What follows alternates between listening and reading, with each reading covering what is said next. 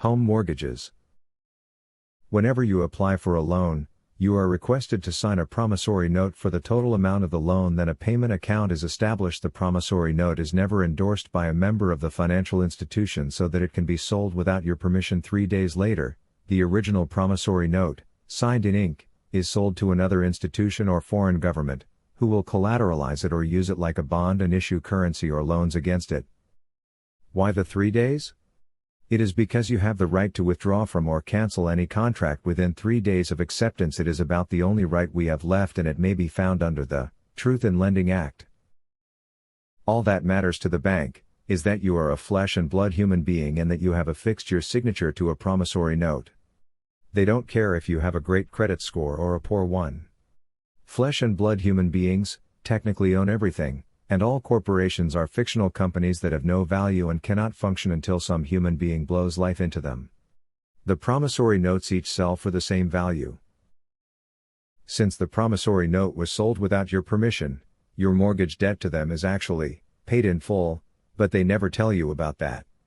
In fact, the bank also sells your repayment plan to an investor or another bank for much less, and agree to manage the payments for them. Most banks now employ a middle company to collect your mortgage payment. They do this because your mortgage and repayment plan is not reflected on the bank's bookkeeping, and under federal and international law, it is supposed to. So the middle companies act as a buffer and keeps them out of trouble. Since the banks can't legally make loans against their depositors' assets, everything is just a paper chase. Your payments are deposited into the investor's account who purchased it, and if it involves another bank, your payment is transferred to that bank where it is deposited into a savings account, under a number instead of your name. The reason the account is numbered is because it is really your savings account. You don't owe them a debt, and so they conceal your payments as a numbered savings account. If they included your name, they would have to mail you a monthly accounting, and that would tip you off. So any foreclosure that might occur thereafter is totally bogus and unlawful because they cannot produce the original promissory note. If demanded, they will produce a black and white photocopy, but that is actually the counterfeiting of a negotiable instrument unless it is reduced or enlarged. The point being that if they cannot produce the original note, it was sold. Given these circumstances, it was absolutely necessary for them to involve the judges in their criminal conduct. Foreclosure judges receive 10% of the original promissory note, after they authorize the bank to steal and sell your assets in foreclosure.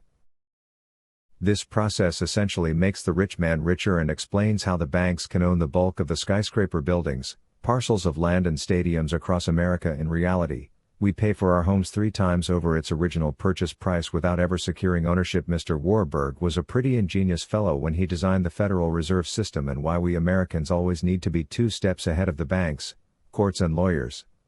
According to the Constitution, the only way you can pay a debt is with silver or gold, and since there is no silver or gold-backed currency, the only thing we can do is to discharge our debts. A discharge is never a payment in full, and it can be resold or borrowed against. Hence, lawyers purchase discharged debts for pennies on the dollar, open a collection company and hire people to harass you into paying that debt to them. Remember that in all legitimate contracts you always received something of equal value from the company or person you borrowed from. Collection companies fail to provide you with anything of equal value and lie to you that they are collecting the debt on behalf of the original creditor. The best way to handle a debt collector is to deny who you are and every question they ask.